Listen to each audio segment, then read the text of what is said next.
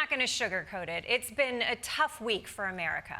No matter what side of the aisle you've been on, we have all been processing what happened to Charlie Kirk and what's happened since. Honestly, I don't even know if I have the right words for this. But I do take comfort in knowing that I'm not the only one who can't seem to find the right words. My condolences are long to the sense after coaching. How are you holding up over the last 3.5 years? I think very good. And by the way, right there, you see all the trucks. They've just started construction of the new ballroom for the White House, which is something they've been trying to get, as you know, for about 150 years. And it's going to be a beauty. It'll be an absolutely magnificent structure.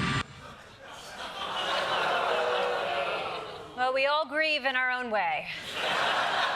To be fair to Trump, he is an old man, and when an old man wants to tell a story, it doesn't matter what you asked him about. Yeah, Uncle Marty, you want some coffee? You know, my dentist is an Asian lady. She dyed her hair pink. I told her, you look disgusting.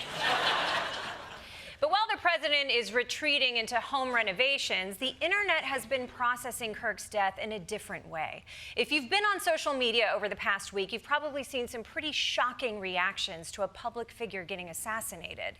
There was celebration, there was mockery. Honestly, I found a lot of it so disturbing, I almost went back to Threads. I mean, I didn't. Nothing could make me go back to Threads, but I did think about it. And as expected, when people are being this shitty on the internet, there's gonna be backlash. On social media, people who've criticized Kirk are being called out, their names and photos widely circulated. Some people who celebrated his death are now under scrutiny from conservative activists.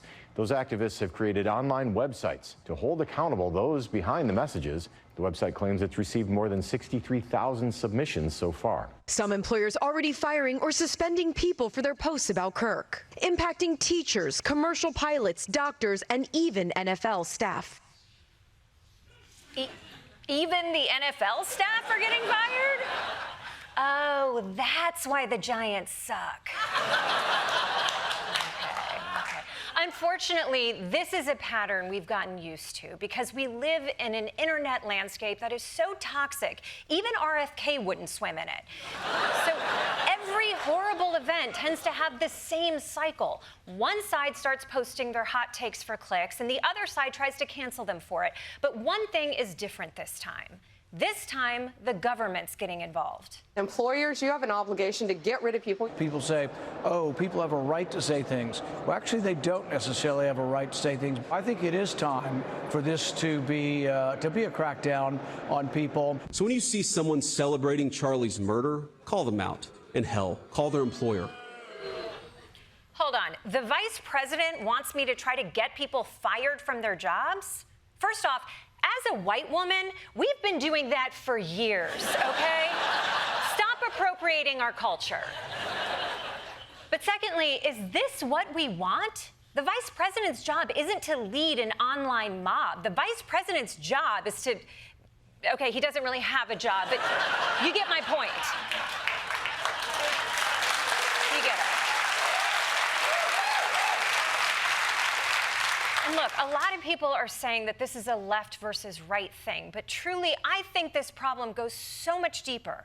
Our discourse has been so poisoned by the internet that our elected officials are now using the power and resources of the federal government to carry out social media-style justice. Secretary Pete Hegseth has directed his staff to look for posts from service members. Secretary of State Marco Rubio floated revoking critics' visas. The power of law enforcement under President Trump's leadership will be used to find you, will be used to take away your money, take away your power. Republican Congressman Clay Higgins of Louisiana posted he will use his congressional authority to get people banned for life from social media platforms, blacklist their businesses, and they should be kicked out of school and have their driver's licenses revoked.